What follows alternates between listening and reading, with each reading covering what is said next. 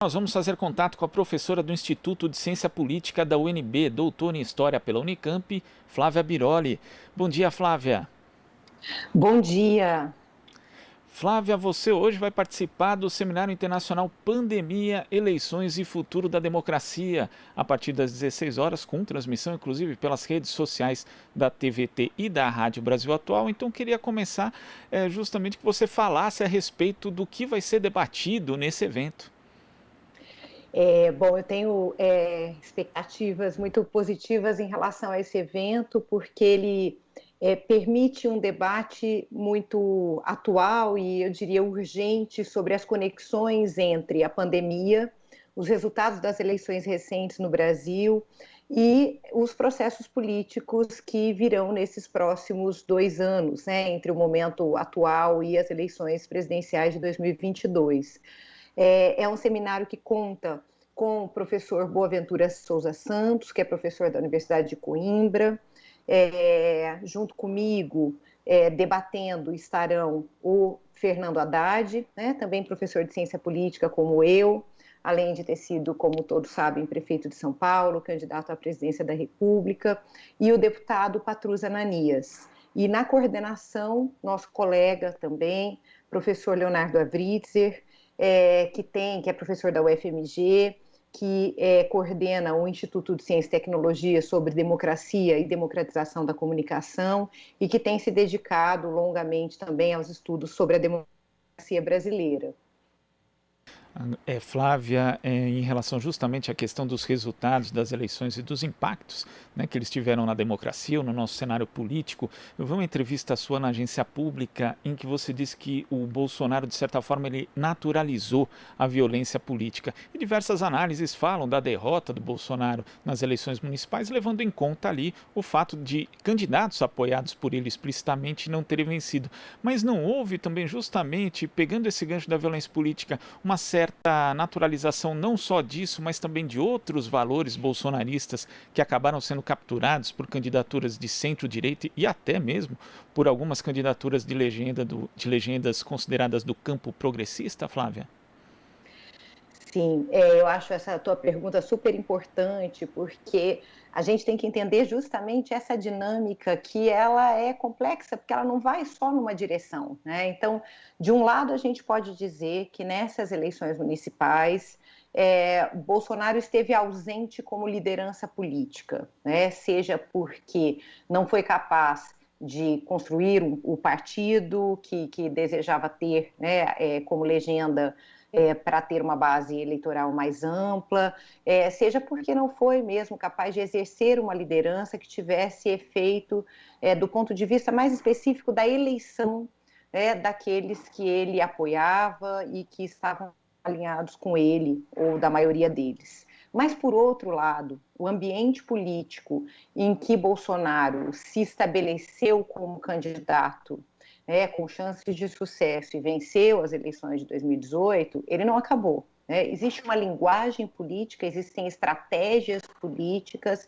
que apostam na caricatura do adversário, mas além disso, por isso que eu falo de fato em violência política, em uma deslegitimação do adversário, das adversárias políticas, de maneira muito violenta, porque transforma esses adversários em inimigos, aquela linguagem do inimigo político que foi tão explorada por Bolsonaro, com acusações falsas, baseadas em desinformação, ela esteve presente de novo agora, no segundo turno das eleições, e como você disse, infelizmente mobilizada também por candidaturas que não podem ser situadas no espectro bolsonarista. Eu diria que a nossa política, ela permanece marcada pelo bolsonarismo, ainda que, neste momento, Bolsonaro não tenha se mostrado capaz de exercer liderança política.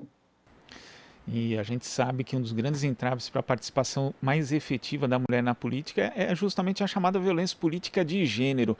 Nesse segundo turno em especial, você viu esse fenômeno acontecer de uma forma mais contundente nas eleições municipais, Flávia? Sim, já desde o primeiro turno a gente observava que essa violência política contra as mulheres, ou violência política de gênero, ela estava presente em uma série de evidências, que vão desde uma violência simbólica marcada contra mulheres candidatas. O caso de Manuela Dávila, em Porto Alegre, foi um dos casos em que essa violência foi muito presente desde o primeiro turno das eleições, até ameaças, né?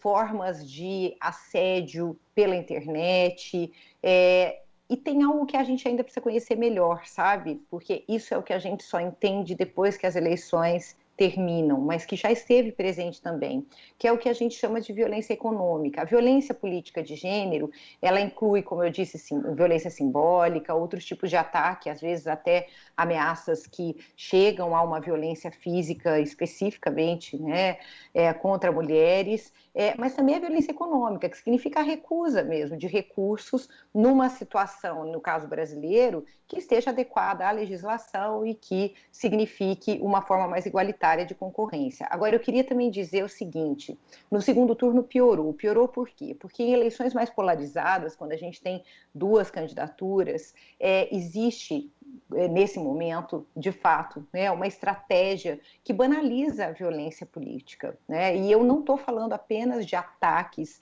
no sentido físico, sexual, que também podem estar presentes, mas de um tipo de violência simbólica que procura atacar, construir essas mulheres como incompetentes, como inadequadas para a política, com base em concepções morais que são absolutamente inaceitáveis, né? Porque fundadas justamente em hierarquias de gênero, em visões ultraconservadoras da política. Então isso esteve presente e a gente tem que aprender a lidar com isso. E agora, sabe, com mulheres eleitas, a gente aumentou o percentual de vereadoras eleitas, né, principalmente, e nas capitais do país a gente tem câmaras de vereadores que têm até 30% de mulheres, como é o caso da de Porto Alegre. Então agora é importante estarmos atentas e atentos, porque o custo da participação política para as mulheres não pode ser a violência, né? Então isso é uma responsabilidade de todos nós, dos partidos políticos, do judiciário eleitoral, que essas mulheres possam exercer agora os seus mandatos sem sofrer violência. Flávia, você cita essa questão das concepções morais que são colocadas em jogo ali quando existe justamente esse quadro de violência política, que é sempre uma questão que é usada principalmente contra as mulheres, mas não só. A gente viu isso acontecer nas eleições do Recife, né? E quando existe esse tipo de ataque, na verdade a postura do candidato, em geral de esquerda, que é sempre atacado por isso, é recuar, é dizer que, olha, não, mas eu sou temente a Deus. A gente viu, por exemplo, o candidato do PT em São Gonçalo ali tendo que assinar um documento de compromisso, inclusive falando da categoria de ideologia de gênero, algo inventado pela direita. Uhum. E também já tivemos aí episódios pretéritos, né? Como na eleição de 2010, a então candidata Dilma Rousseff sendo atacada ali por uma questão do aborto, né? Pela campanha de José Serra, e também fazendo esse recuo, que é, na prática, ali o comportamento padrão dos candidatos do campo progressista, ainda mais no segundo turno, quando a disputa é acirrada. Como é que a esquerda pode sair dessa armadilha da questão moral, que sempre que é colocada numa campanha, acaba tendo que fazer esse recuo, na verdade, meio que absorver esse tipo de ataque? Flávia? Olha, sabe que um ponto que para mim é bastante importante é a gente entender que a cada recuo a gente está não apenas cedendo espaço para candidaturas mais e mais conservadoras, como também contribuindo para uma espécie de pedagogia do conservadorismo entre os eleitores, né? Então, cada recuo desse é um grãozinho a mais, às vezes são muitos grãos, na produção de uma opinião pública conservadora que se expressa no voto, né? Então, nós precisamos, de fato, disputar ressignificando o sentido de todas essas questões, esses temas que estão em jogo. Nós vivemos numa sociedade plural, extremamente diferenciada, e que tem mostrado, sim, de um lado, o acirramento de certos tipos de conservadorismo, do conservadorismo religioso, mas de outro também, essas eleições locais mostraram, sobretudo nas capitais, né? É verdade que a gente tem que entender melhor essa diferença entre as capitais e o interior do país, mas sobretudo nas capitais, um eleitorado muito aberto a votar em candidaturas que representam essa pluralidade política e que representam agendas muito renovadas de justiça social, A gente teve situações, como em Belo Horizonte, em que a primeira pessoa mais votada é uma mulher trans, agora, então, vereadora eleita Duda Salabert, e é interessante porque ela é uma mulher trans que tem uma agenda de educação. A agenda dela é educação. A gente teve em várias das câmaras de vereadores mulheres negras, inclusive em alguns casos candidaturas coletivas, que foram eleitas justamente numa perspectiva que coloca no centro do debate sobre justiça social visões antirracistas e a igualdade de gênero. Então, a disputa está sendo feita. Cabe a nós, e aí eu estou colocando nós no sentido de se pensar o campo progressista, mas também nós que estamos como pesquisadores, procurando combater essa desinformação, deixar claro a que diz respeito a agenda de igualdade de gênero. A gente está falando de dignidade, de respeito, de combate à violência, de respeito à diversidade também, e então ressituar de uma maneira que não sejamos nós que temos, então, uma adesão a agendas de direitos humanos, agendas democráticas, que estejamos a recuar e, de maneira indireta, colaborar para fortalecer a opinião conservadora no eleitorado. Não dá para a gente simplesmente pressupor que o eleitorado já é conservador e já está alinhado a essas visões. Porque se a gente pressupuser isso, a gente está entendendo que isso é estático e não é. E, ao mesmo tempo, o jogo é o jogo da desinformação e ele não pode ser o nosso. Nós temos que ser capazes de disputar esse eleitorado, deixando claro o que é que está em jogo. E essa disputa se dá, inclusive, fora do período de campanha eleitoral, né? Porque, às vezes, quando você vai discutir esse tipo de questão num período muito curto, ainda mais as eleições nesse ano que foram mais curtas ainda, não há sequer a possibilidade de fazer, de fato, esse embate, Flávia. Exatamente. Olha, eu vou te dar um exemplo, eu como pesquisadora, a gente vê, eu acompanho há tantos anos os debates e, enfim, as ações e disputas relacionadas aos direitos das mulheres, direito ao aborto, questões ligadas à igualdade de gênero nas relações de trabalho também e na política. Porque entendo que existe uma conexão entre essas diferentes dimensões dos direitos. E de alguns anos já para cá, venho acompanhando essas disputas e essa forma de desinformação, de estigmatização, a invenção da expressão ideologia de gênero, que tem sido importante em toda a América Latina como uma forma de conter agendas progressistas.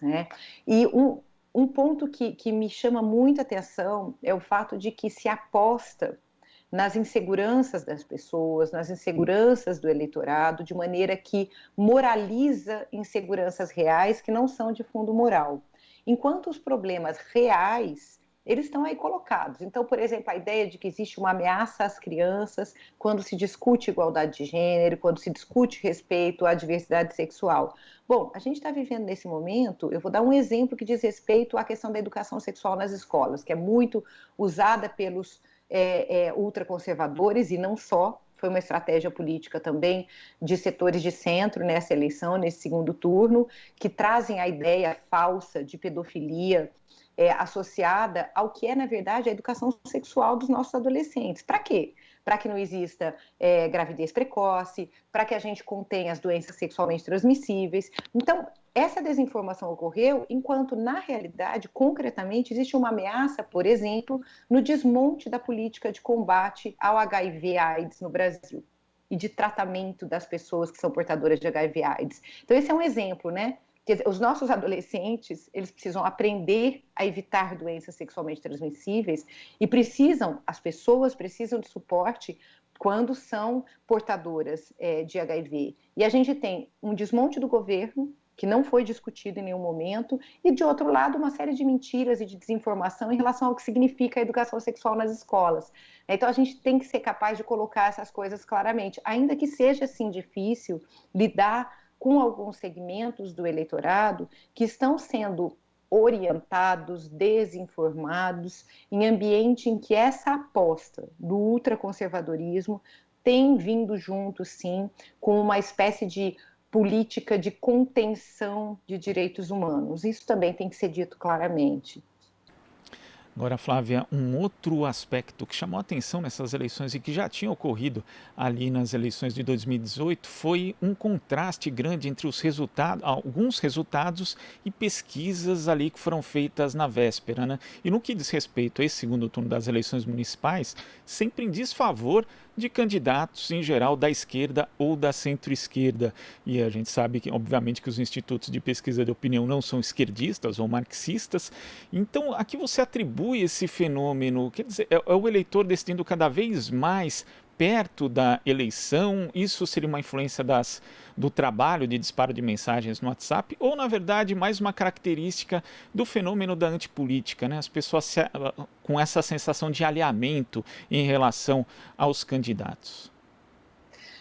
Então, é sempre difícil porque a gente pode ter uma série de fatores envolvidos, né? Uma questão nessas eleições pode, inclusive, ter sido o fato de que a abstenção foi maior do que em anos anteriores, e isso cria dificuldades maiores para as pesquisas sobre voto, né? Sobre intenção de voto. Então, pode ter aí uma questão, né? Que diz respeito ao fato de que você trabalha com o universo de eleitores, manifestando suas preferências nas pesquisas, mas você tem uma quebra importante, né, na forma de abstenção, que nesse ano teve relação muito direta com a pandemia de Covid-19. É sempre, claro, uma hipótese, a gente analisa de maneira, certo modo, contrafactual, né, porque a gente tem que discutir por que aquelas pessoas que não foram votar não foram votar.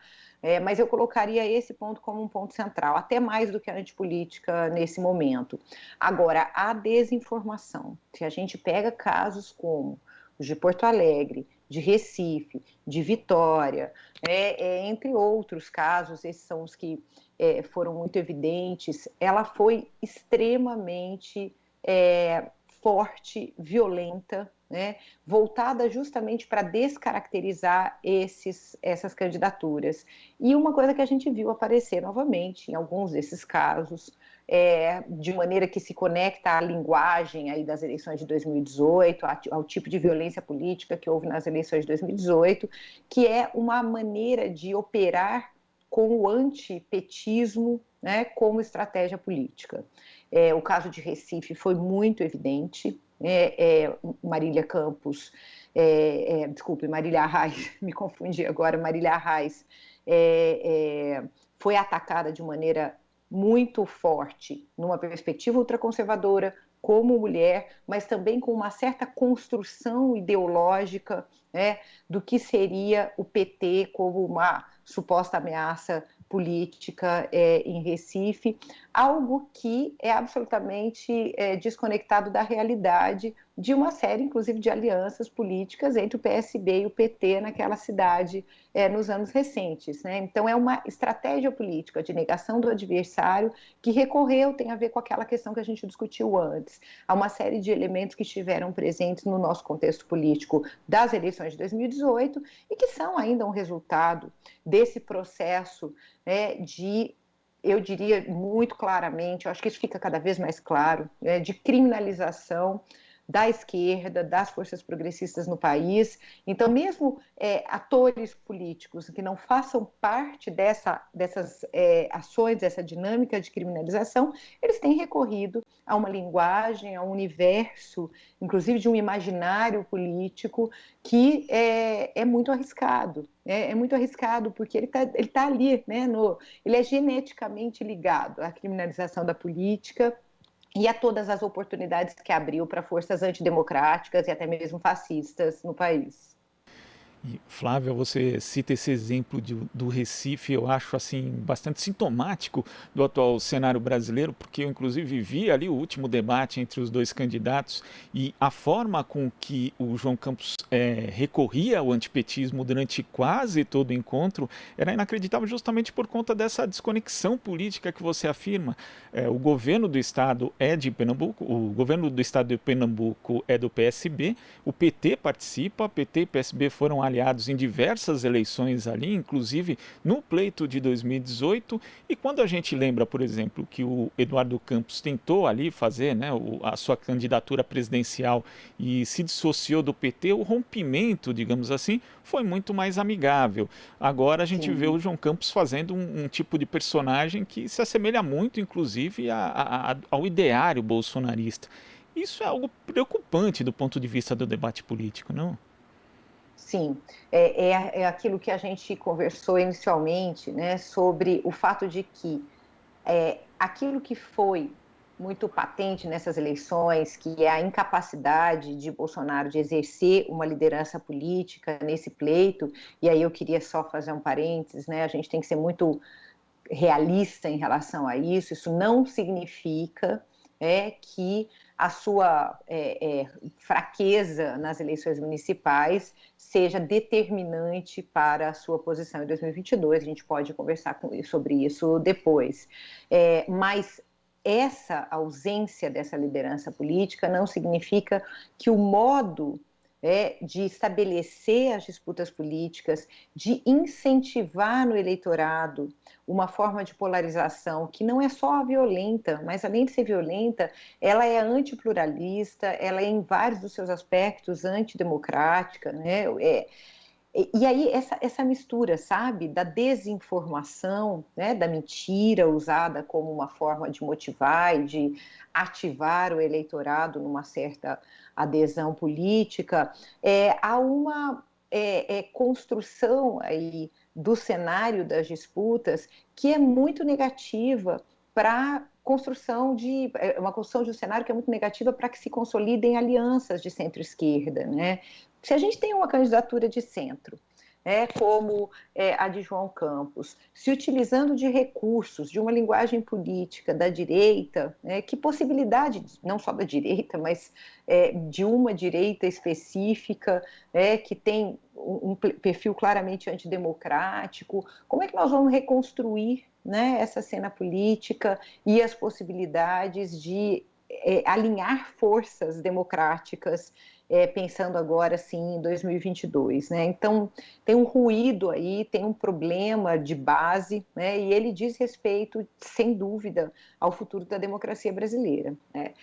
Bom, eu estou entre as e os pesquisadores que não têm dúvida que o que acontece no Brasil é uma tragédia do ponto de vista do enfraquecimento de uma democracia frágil, né? A gente não tinha uma democracia perfeita, ela tem uma série de problemas, mas é uma tragédia nesse sentido de enfraquecimento, e também porque abre espaço para uma série de elementos aí que já eram parte, né, do nosso processo político, social. Então, o racismo, as violências de gênero, o modo como o crime organizado se entrelaça ao fazer política, né, ao fazer política em diversas partes do país. Então, esse cenário que a gente tem, ele não é simplesmente uma questão de polarização política, é muito mais do que isso, né? O que a gente tem são as fissuras, né, do nosso regime democrático se tornando cada vez maiores, e esses elementos antidemocráticos e que são extremamente sérios do ponto de vista social, do ponto de vista das garantias de cidadania para a maior parte da população, se tornando cada vez mais fortes, né, e parte do Estado. Então, nós não estamos falando de uma disputa ou de outra, e eu entendo que por isso é preciso realmente que a gente seja capaz de construir alianças, e alianças com base em outras premissas políticas, né, em outras linguagens também, porque o risco é grande demais para que a gente, enfim, encontre aí caminhos que nos enfraqueçam. Eu estou pensando mesmo amplamente, né, nas forças democráticas no país e que se preocupam, com essa situação tão grave que a gente está vivendo. Flávio, eu queria agradecer a sua participação aqui no Jornal Brasil Atual, reforçando o convite para todo mundo acompanhar o Seminário Internacional Pandemia, Eleições e Futuro da Democracia. Hoje, a partir das 4 da tarde, todo mundo pode acompanhar nas redes sociais da Rádio Brasil Atual e também da TVT. Muito obrigado, Flávia. Eu é que agradeço. Bom dia para você e para todas e todos que estão nos acompanhando. Bom dia. Até às 4 horas, então, no seminário. Até mais tarde. Conversamos aqui com a professora do Instituto de Ciência Política da UNB, doutora em História pela Unicamp, Flávia Biroli. Aqui você ouve as notícias que os outros não dão. Jornal Brasil Atual.